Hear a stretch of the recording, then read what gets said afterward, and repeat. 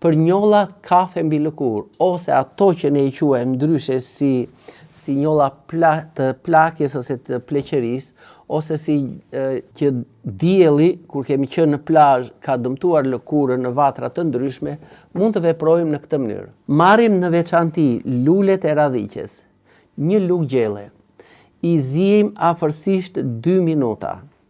Nëse do të kishim edhe rrënja të coptuara, do të ishte shumë mirë, ose të marrim përsëri, le të themi, të gjithë bimën bashkë edhe me lulet. I ziejmë mirë në çaj 2 deri në 3 minuta, duke hedhur afërsisht një dorë me këto përbërës të lule radhiqes që unë përmenda. Dhe do të vëmë re që nëse ne do ta lyejmë këtë me kalimin e kohës, këto njollat kafe mbi lëkurë, ato fillojnë që të dobësohen dhe të zbehen. Ndërsa në rastet e një dermatiti, pra një irritim të lëkurës, që shoqërohet edhe me kruarje, mund të veprojmë kështu, pra një dermatit me luspa. Marrim afërsisht 1 litër ujë, hedhim në të 1 dorë me lulet e radhiqes, 2 deri në 3 rrënjë radhiqe të coptuara, të grira aty, dhe në të shtojmë 1 dorë nga tërfili i kuq. E ziejmë afërsisht, e lëmë të ftohet dhe mandej lyejmë pjesët e irrituara të lëkurës.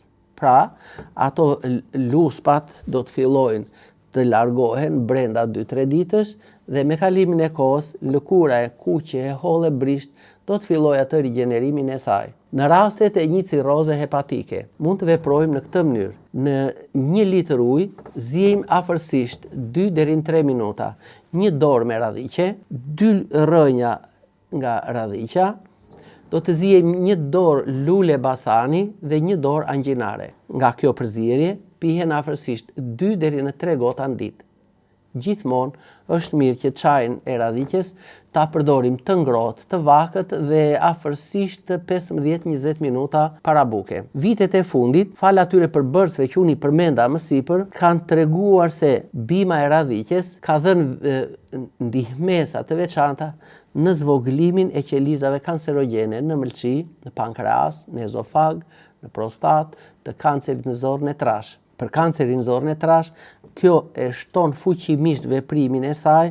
Ne e kemi provuar edhe tek pacientët duke përdorur hudhrën dhe njëkohësisht rrënjën e shpendrës, por kjo e fundit me doza shumë të kontrolluara edhe nga ana jon. Lule radhiqa jo vetëm kryen këto mrekulli në organizmin ton, por fal edhe atyre mineraleve, kalcium, kalium, magnez, zing dhe hekur, është e fuqishme edhe në shëndetin e kockave dhe njëkohësisht kjo promovon shëndetin e lëkurës. A mund ta përdorin të gjithë? Sigurisht që jo. Tek personat që kanë një insuficiencë renale ose një insuficiencë kardiake, kjo duhet të përdoret në doza shumë të kontrolluara.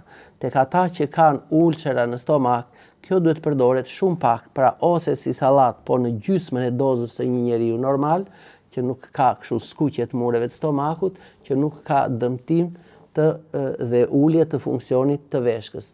Për faktin se duke nxitur dhe përmirësuar qarkullimin e gjakut, kjo mundet që të na krijojë problematika, ndonjë hemoragji e kështu me radhë. Njëkohësisht, le të themi se në monografinë e emës, kjo lule radhiqja ose lule shurdha ose taraksakum njihet ndërbimet mjekësore të cilat japin përmirësim të funksionit në sistemin e tretjes, i jep ndihmes në pastrimin e mëlçisë dhe njëkohësisht edhe në drejtim të luftimit të artritit në kyçe dhe në smundjet e kockave. Dikur ne provonim rrënjën e radhiqes, po pak të pjesën e drunjëzuar në brendësi, pak të, që kjo është boshti kryesor i saj, atëre, kjo pjesa e zbardhur e saj, nëse do të pastrohet mirë, të grihet tamam si kokra kafe dhe të bluhet, kafja me rrënjën e qikores do të jetë një kafe e mrekullueshme, është